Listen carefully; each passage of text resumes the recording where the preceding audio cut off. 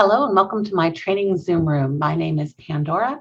Today I want to show you how to do pivot tables with text-only fields. So I have here my data customers, and there's a whole bunch of stuff here, including the balance and due dates and things that I could summarize by. All I'm really interested in is seeing my sales areas. So city, state, zip, and county. I'm going to make a new pivot table on a new worksheet and include those 4 fields in my row labels. Into my pivot table. So let's say insert pivot table. Okay.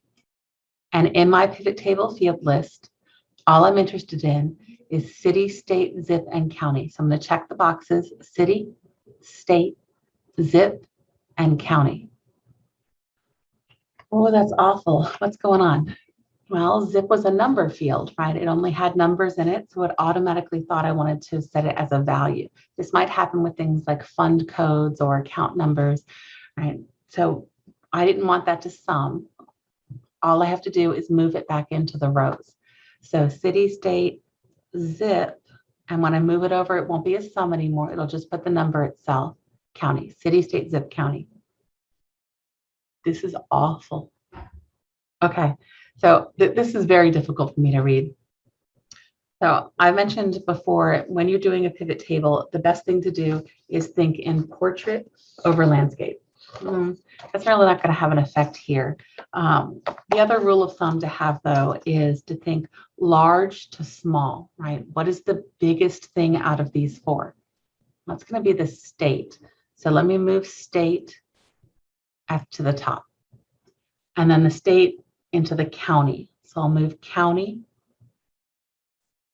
and then city is broken into zip codes. And this categorization looks much better than it did before. Now, honestly, since everybody's in Florida, I don't have anyone from Georgia yet. I'd probably take the state out because that gives me everybody. And so Alachua County, Bradford County, Duval County. Good. Let me show you some tricks to clean this up a little bit so it doesn't look quite so crowded. The first thing I would do is get rid of the minus signs. Unless you plan to use them, which is okay. Since I'm not going to, I'm going to take them out. On my Analyze tab, again, these are my collapse buttons. So you can pull that section up or open it back up. All right.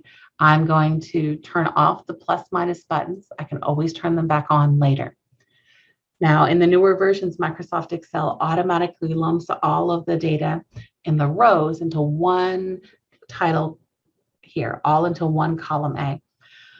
But because it's mostly caring about the numbers, right? So Microsoft Excel cares most about the numbers. It leaves as much room as it possibly can for them. But in this case, I don't really have any numbers, or if I do, it's only going to be like 1 or 2. So to me, squishing this makes it difficult to read. So we're going to change the design of this. So coming to my pivot table tool tabs, to my design tab, I'm going to come here to the report layout. And in the report layout, I'm going to tell this to show in a tabular form. And that's going to put each one of these into their own column. How cool is that? Now there was another one. There's the outline form, which kind of see how Gainesville jumped down, and then the first zip code, so it cascades. But I'm going with tabular so that it stays across Alachua, Gainesville. Beautiful. Now, since I don't really have numbers that I'm totaling, I don't see any reason to have a total row. They do happen automatically, again, because Excel cares more about numbers. I'm going to come here to my subtotals, and I'm going to say, do not show subtotal. And for that matter, I don't need the grand total either. Grand total off for the grand totals, okay? So I said subtotals do not show, grand totals off, report layout tabular, and why not insert a blank row? And that gives me, see, a nice spacing here. I'm going to remove that. It's up to you. This is gorgeous. It's exactly what I wanted. This is a breakdown of my county within the county by each city within each city by the zip code. So I could be able to parse them out. And these numbers aren't really right. I just kind of randomly created them. So try not to judge. The numbers don't actually match up with reality. Sometimes you are going to want to pivot table a pivot table. Yeah, you can't do that. Sorry. But I can copy the data to another place so it's not in the pivot table anymore. So I can take this and copy and then paste the value so it's no longer in a pivot table. Now, what's the problem? Can I pivot table this? Well, it's going to be difficult because I've got all of these blanks, right? So let me undo.